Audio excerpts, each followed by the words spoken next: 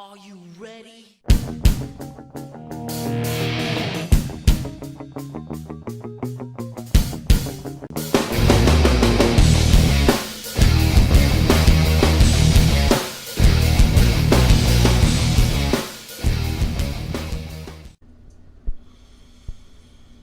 Hey guys, it's CSDX and welcome to this video. Let's get back to talking about more Arkham. Yeah, I've discussed Arkham before, but let's go over it again. For the longest time, we had not had a good Batman game, let alone a decent one. I mean, the last good one at the time was Batman on the NES, and that was a couple of decades ago.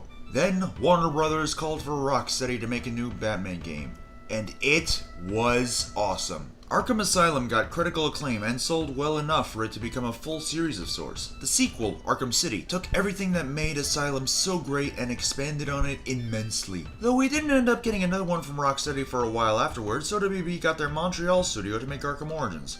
And it was good enough to satiate us, but it still felt like it didn't have the same standards or something that people feel about that. I don't really understand it, I just like it myself. Along with Arkham Origins was a sort of sister game that was somewhat of a spin-off known as Arkham Origins, Blackgate.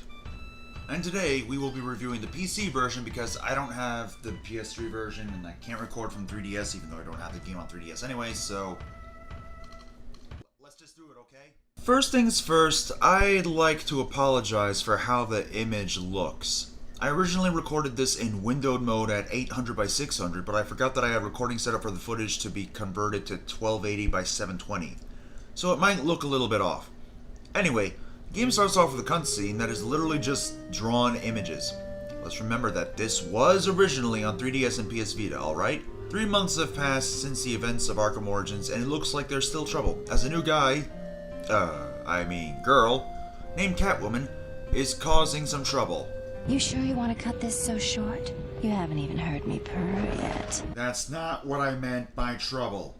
Look, lady, I know that this is a channel that is not exactly family friendly, as more adult, but leave the sex/porn jokes to me, okay? Okay. So Batman goes after Catwoman, and this is basically the tutorial section. It teaches you combat, predator sections, and the basic controls overall. Of course, there's one major difference with this game that shows it's a spin-off, while still connected to Arkham canon somehow. It is a 2.5D Metroid exploration type game. I like how they went with it, but one thing sometimes falls flat here due to the direction, and it's the main selling point of the Arkham franchise. The combat is alright for the type of game it is, but there will likely be some troubles you'll have with it because you're limited to side-scrolling, while the famed Arkham combat system works best in an open 3D environment.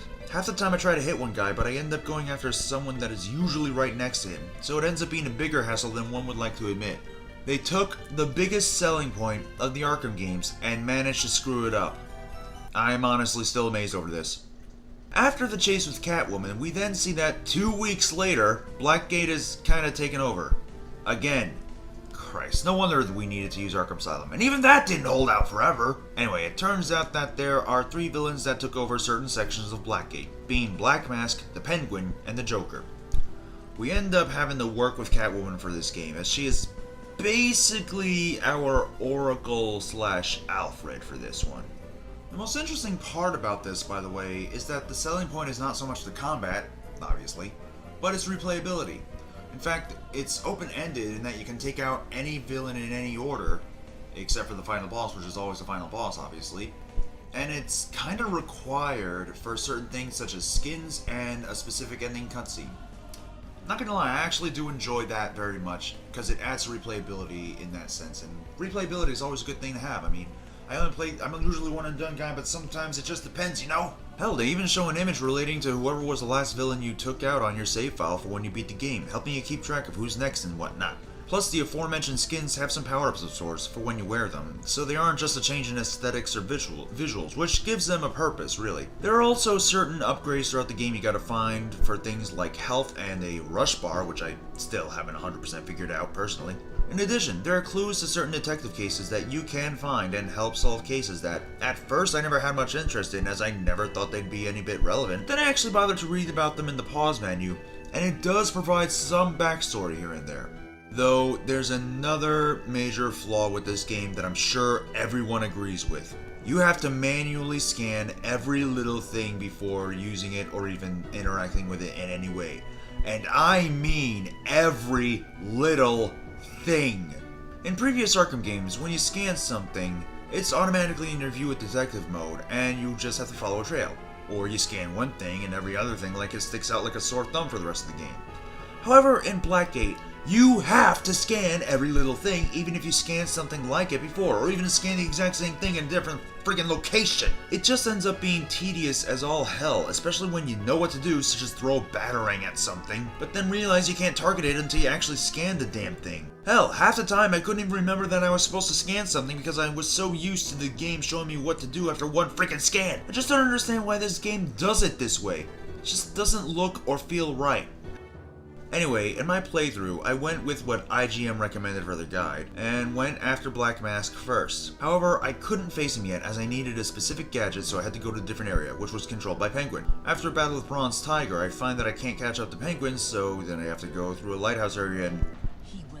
hang on, is that Amanda Waller talking?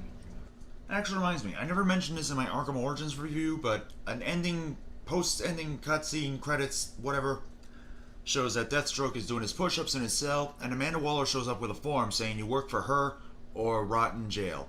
Basically hinting at a potential Suicide Squad game or something. We never got that though. We never got a Suicide Squad game aside from the mobile one tying into the freaking movie. Anyway, we can't get across, so we have to go to the area Joker took over to get the gadget, and I feel all of this was done this way so when the time comes, we can just choose who to fight first and take care of it. Oh, before I move on, there's one other thing that doesn't feel right with this game. The map. I'm sorry, but it just ends up so confusing because of how this is a side-scrolling 2.5D Metroid-style game, but the levels just overlay each other to the point that it just gets confusing to figure out which way you have to go. I found myself checking the map after every few steps I took at some points. So confusing. Of course, as I mentioned Bronze Tiger, there are also two other mini-bosses to deal with, being Deadshot and Solomon Grundy of all people. Well, if by people I mean immortal monsters that are just depressing to think about. Hell, I didn't record it due to the order I was doing things, but you can beat him so easily if you manage to have a shocked batarang early. He even gives you an achievement for it. Go you! By the way, I really like how you bypass security with the numbers and such, as it feels somewhat fun and well made for this game, kinda.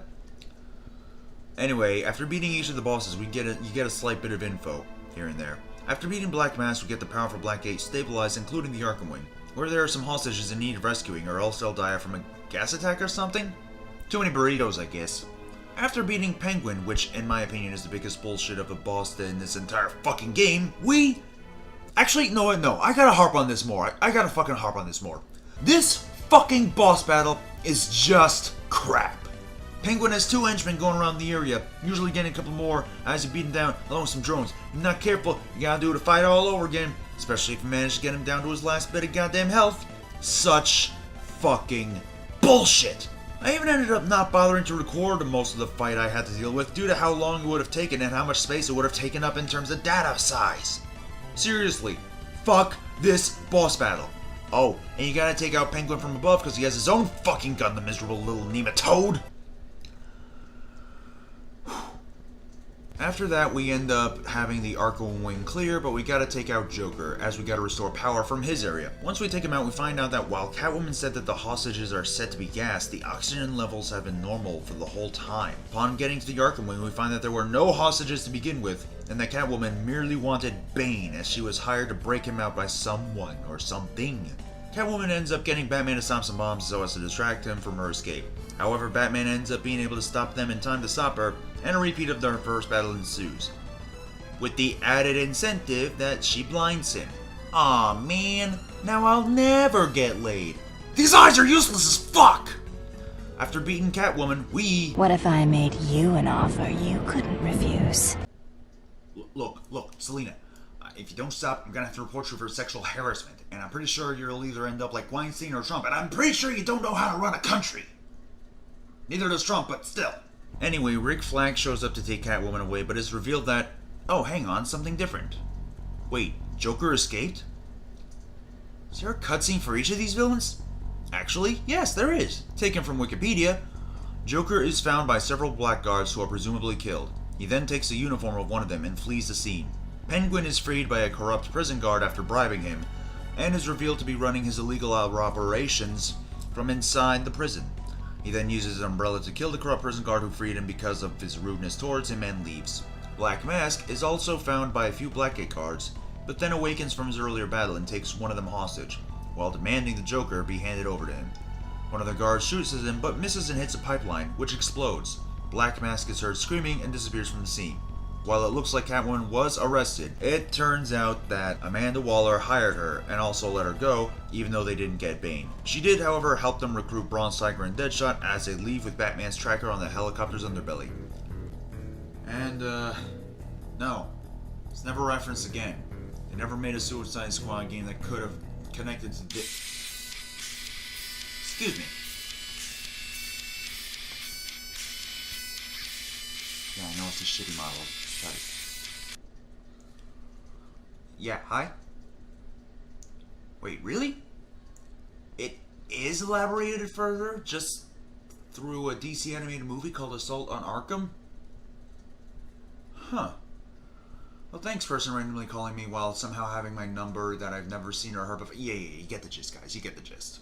Arkham Origins Blackgate doesn't feel too important to the Arkhamverse, but it is an interesting take with the Arkham formula, if not a flawed one. I didn't elaborate much on the story because half the time I just didn't pay attention, or it just didn't interest me enough to find anything important that would venture into other entries in the Arkham series. In fact, the final entry of this series, being Arkham Knight, doesn't even reference this entry much, despite having both Firefly and Deathstroke from the main Origins entry. Blackgate does show that Batman and Catwoman first meet in the Arkhamverse, however, though it might not be enough, even for those of us that ship Batman and Catwoman especially. The controls are okay, and it's admirable that they tried to take the Arkham combat formula and translate it into side-scrolling, but it just didn't feel right for side-scrolling action. Despite my bias for it since it's an Arkham game, I don't think I can 100% recommend it, let alone claim you'll have a great time playing it.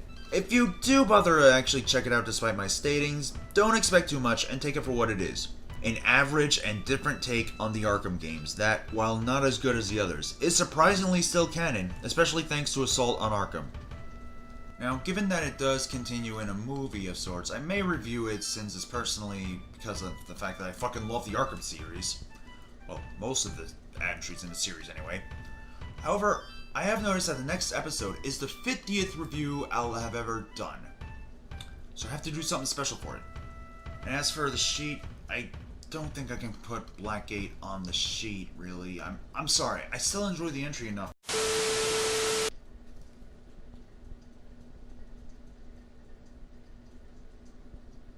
Alright, that's it.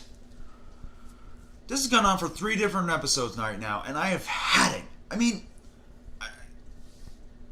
you know, who are you? Huh?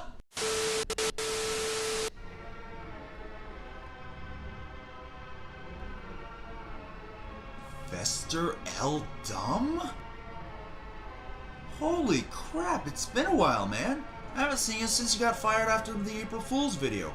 By the way, is there something you really need, though? Like, what are you doing here? Revenge. Did you do something with your voice? Look, you want an excuse to do the Joker voice, and no reason was thought up about the voice change. So just roll with it, okay? Sorry. Anyway, of course I was fired, but I blame you for it.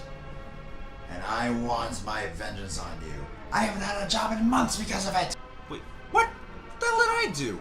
I thought you implying that racism is stupid and the racists are stupid, because it is, and they are, was, you know, a good humor hit. Although granted it wasn't that funny, it's just truthful and a like progression. Either way, you can't blame me for all the dislikes it got. Was that when the Politotrolls showed up? I honestly don't know, actually. Regardless, my vengeance will be swift, but painful. I will make sure you'll play the one game that you never wanted to play on this channel, let alone ever again. And I will delight myself in your self-inflicted pain and misery. And if I don't? Well, look what we have here. Your internet browsing history. My bank account page! What? No, that... I'm talking about the adult pages you visit, not the contents of the others. Although the contents are probably for those are good too. My form! You scum! Now, will you comply, or you will lose respect to the loved ones you hold dear? Alright, what game? Oh, wouldn't you like to know? It's Arkham Knight, isn't it? Oh, goddammit! How did you know? Hell, why did you spoil it? I mean, I just reviewed Arkham Origins Blackgate, talked about Assault on Arkham, you chose this video specifically to reveal yourself. It's kinda obvious, man. Huh. Good point.